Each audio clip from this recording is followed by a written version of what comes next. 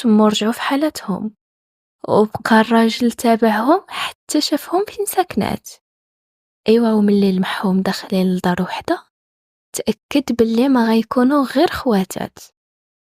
لغد ليه مشى قاصد باب الدار بالهدية وقال لوالديها جيت طالب راغب في يد لاله هنية.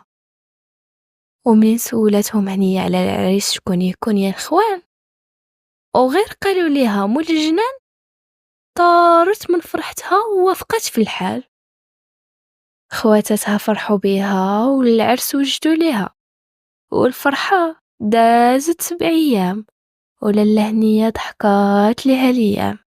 دخلت للدار اللي كانت بها تحلم، ولكن المسكينة ما عارفاش اشنو كيتسناها فيها من هم.